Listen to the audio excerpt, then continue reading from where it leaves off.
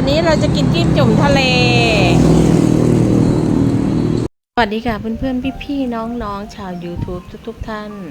สวัสดีเด้อจ้าพี่น้องมาเด้อจ้ามากินจิ้มจุ่มเด้อจ้ามื้อนี้แม่จ้ากับมากินจิ้มจุ่มร้านเคยกินอยู่ใกล้ๆร้านประจำนี่ล่ะจ้ามื้อนี้จิ้มจุ่มทะเลเด้อจ้าทุกคนจ้าบ้านคุณลุงส่วนกินมื้อนี้เราเลิกงานมาเนาะจ้านี่เราก็จ้องสิถ่ายแต่ลูกก็เลยว่าอย่าพึ่งขอฉันถ่ายคลิปก่อนเด้อสนุกว่าจ้าแม่จ้าก็กินแบบอยากกินผักก็กินประมาณนี้ล่ะค่ะ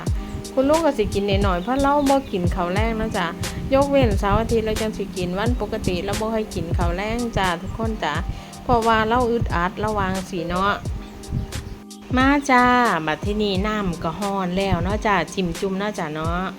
แล้วที่นี่แม่จ้าสิเตรียมตะเกียบเพราะว่าจะคีบของลงเนาะจ้า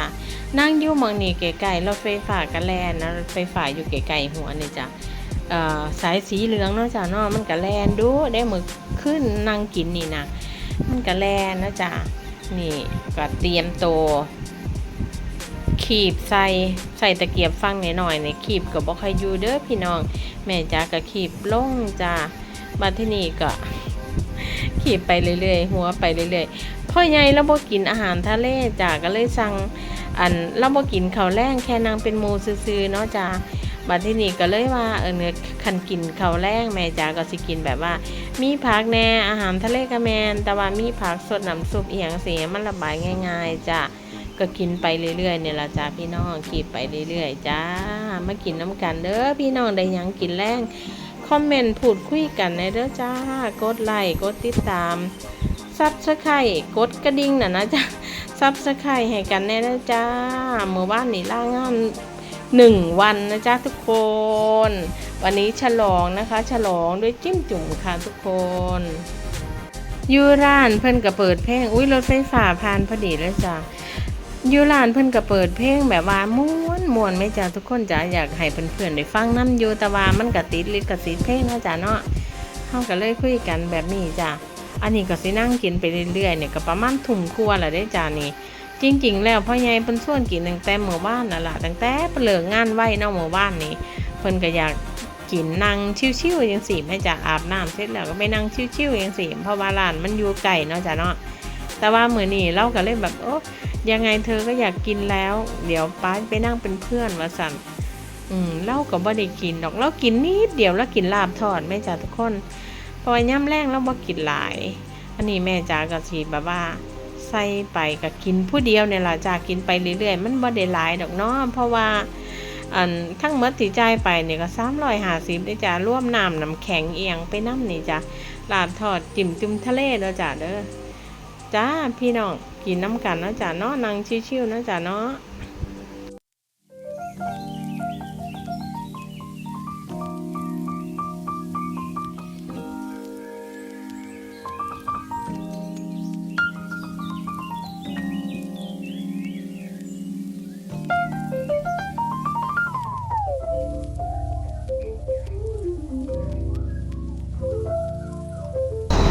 กินลาบทอดรอกินลาบทอดรอจิ้มจุ่มนะจ๊ะ